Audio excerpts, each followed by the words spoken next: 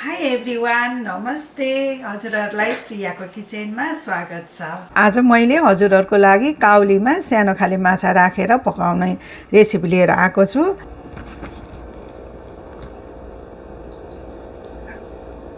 सानो माछा भन्नाले मैले चाहिँ यस्तो माछा लिएर आएको छु। यो तारीओरी राखेको छु मैले। काउलीमा मिसाएर पकाउँदा एकदमै मिठो हुन्छ। अब बनाउन सुरु गरौँ है। मैले हिट अन गरेर ओक राखिसकेको छु। तेल आफूले कतिको खाने हो त्यो अनुसारले तेल राखौँ। जिरा राखिदिउँ, 2टा सानो तेजपात राखिदिउँ, प्याज राखिदिउँ।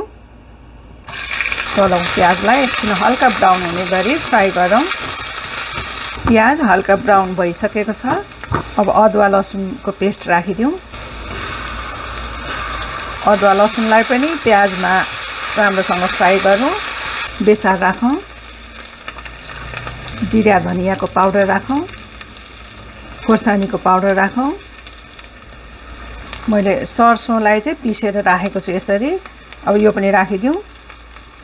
अब सबै मसलालाई चलाउँ। थोरै पानी राखेर भुटौँ मसलालाई। अब मसला भुटिसकेको छ। यो सबै मसलाबाट तेल पनि निस्किसक्यो।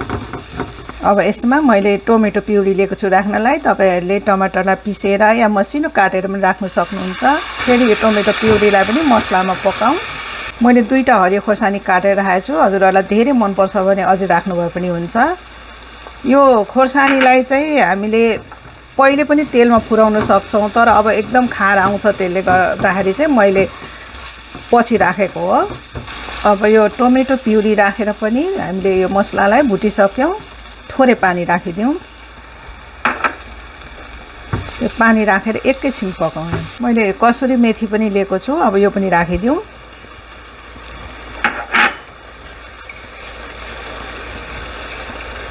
अब कसुरी मेथीलाई पनि चलाइदिउँ यसमा। अब हाम्रो मसला पाकिसकेको छ। अब यसमा हामीले यो काउली राखिदिउँ।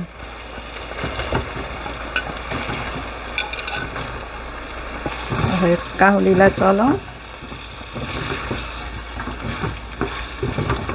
अब आफ्नो स्वाद अनुसारको नुन राखौँ। अब कतिको झोल खाने हो, ग्रेभी खाने हो त्यो अनुसारले राखौँ। सबै नुनलाई मिलाइदिउँ काउलीमा। अब काउलीलाई छोपेर पकाउँ। यो छोपेर पकाउँदाखेरि चाहिँ हामीले हिटलाई चाहिँ मिडियम टु लोमा राख्नुपर्छ। मैले छोपेर पकाएको पनि 2 मिनट भइसक्यो।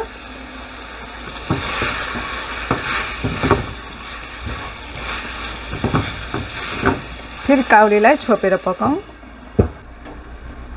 अब काउली कस्तो भयो हेरौँ।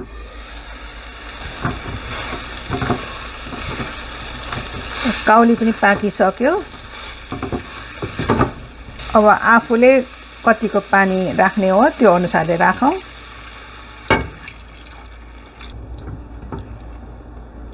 पानी राखिसक्यौँ। अब माछा पनि राखौँ।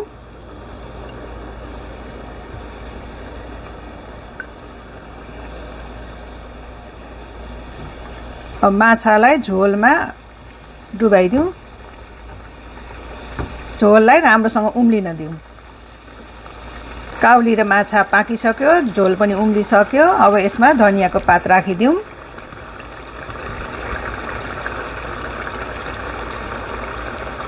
अब काउली र माछाको करी हाम्रो तयार भइसकेको छ। अब यसलाई म डिस आउट गर्छु है।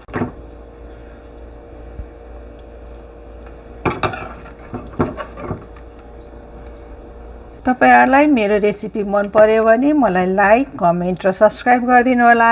अब अर्को नयाँ रेसिपी लिएर आउने छु। बाई।